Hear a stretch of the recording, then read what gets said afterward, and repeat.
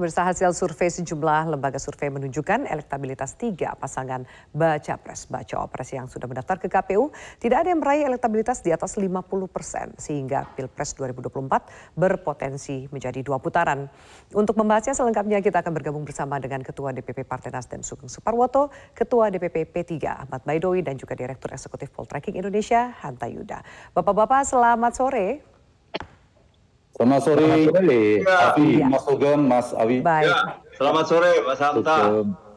Mas Hanta, kalau kemudian dari Mas Baidowi dan Mas Sugeng targetnya satu putaran tapi realistis. Tadi Mas Baidowi sempat mengatakan di 2009 juga pernah maju dalam tiga pasang, ternyata SBY Budiono mendapatkan angka yang lebih dari 50% sehingga langsung menang. Apakah situasi hari ini bisa, kalau kita bandingkan, bisakah kemudian ada satu pasang yang akan menguasai suara sehingga bisa menang satu putaran, Mas Hanta?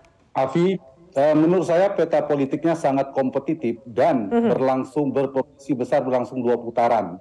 Mengapa? Karena satu, jarak atau gap antar kandidat itu relatif kompetitif ya, jaraknya tidak terlalu jauh. Misalnya kita lihat kisarannya kan, prediksi saya angka di antara tiga pasangan itu 25 sampai 45. Siapa yang 45, siapa yang 35, siapa 25 itu masih dinamis. Nah, yang kedua, kalau kita perhatikan tidak ada satu kandidat di angka survei lembaga survei manapun yang kredibel saya kira yang melampaui 50%. Yang ketiga, secara data juga tidak ada kandidat yang satu digit. Beda-beda. Di Turki bahkan ada kandidat ketiganya sangat kecil, bahkan masih berlangsung dua putaran. Jadi saya melihat dari data itu kalau dibandingkan dengan 2009 seperti Mas Awi katakan, jangan lupa Pak JK dan Pak Wiranto itu hanya 12%, hampir hanya satu digit. Sementara Ibu Mega 26%, Pak SBY 60%. Faktor itu. Faktor yang kedua, Pak SBY ada incumbent. Presiden yang sedang menjabat, yang sedang bertarung tapi sedang menjadi presiden meskipun ada Gibran. Tapi kan Gibran bukan Jokowi, jangan lupa. Itu satu yang memperkuat dari sisi data. Yang kedua, dari sisi waktunya, Pilpres masih berlangsung 4 bulan lagi.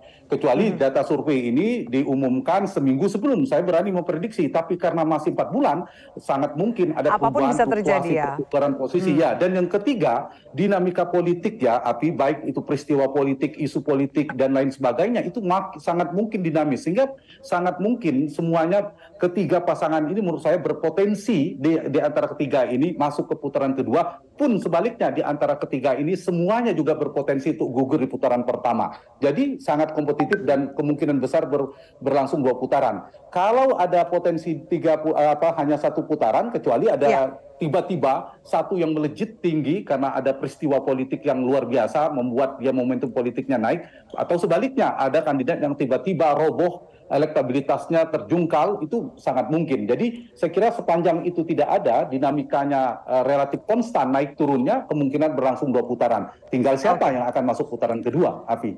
Baik, Mas Hanta, apakah masih bisa diharapkan sikap netral dari Presiden, mengingat beberapa hari terakhir banyak sekali dramanya, bahkan kemudian tudingan KKN, usaha untuk membangun dinasti politik, itu banyak bergema di masyarakat. Tanggapan Anda, Mas Hanta? Ya, kita harus kawal dan kontrol ketat, Afi. Termasuk Mas Awi, di dalamnya kan ada Pak Menko Polhukam, kita berharap juga bisa mengontrol dari dalam, jangan sampai ada potensi abuse of power itu, meskipun potensinya sangat sebesar ya, sulit dalam kompetisi politik, karena Pak Jokowi sekaligus presiden kan yang bertarung ini putra beliau, dan faktor Gibran ini, faktor Jokowi Junior, istilah saya, faktor Jokowi ini sangat menentukan, akan merubah peta konstelasi nanti seperti apa. Karena kalau di luar itu, Api, saya ingin tambahkan dari sisi kecenderungan potensi pemilih itu kan dengan pemilih yang setia dengan Prabowo di 2019 yang lalu, di basis-basisnya seperti 2019 yang lalu di Jawa Barat, sebagian Sumatera dan sebagainya, itu ada potensi kecewa karena mereka kan secara segmentasi memang tidak terlalu menyukai Pak Jokowi, tidak mengapresiasi kinerja Jokowi. Mungkin mereka kecewa kalau Jokowi Pak Prabowo makin dekat dengan Jokowi. Karena itu ada potensi pemilih Jokowi bergeser yang dapat potensi positif Anies Baswedan di basis Prabowo 2019. Sebaliknya, di basis-basis Jokowi seperti Jawa Tengah itu ada potensi sebaliknya, di mana Prabowo Gibran yang mengalami surplus tambahan, tetapi yang terancam Mas Awi adalah Mas Ganjar. Jadi ada potensi di sana Pak Prabowo bisa jadi stabil atau naik atau bahkan turun. Pak Anies ada kecenderungan dengan peta terakhir bertambah, Pak Ganjar itu ada potensi tergerus. Dan saya ingin nambahkan, Afi, ada 3 skenario kemungkinan terjadi di putaran kedua. Tadi pertanyaan mengganjal tadi ya. Satu skenario pertama, dia akan Gibran terkoreksi positif atau stabil. Artinya Prabowo stabil, dia akan masuk putaran kedua.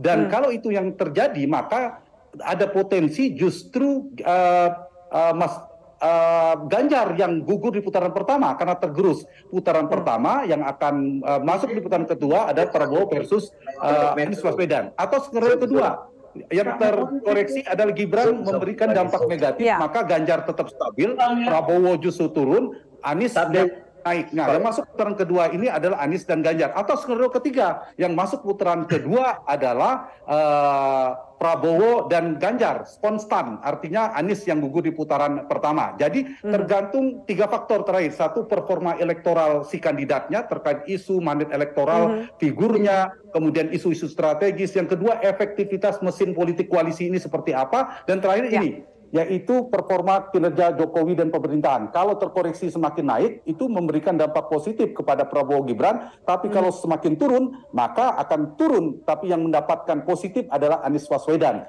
Jadi tren perilaku pemilih sangat bergantung pada 3 variabel, pada 3 faktor itu. Iya, saya lihat Mas Dan Sugeng masih udah dinamis senyum-senyum lah ketika Mas hitungannya. Hanta mengatakan, nah ini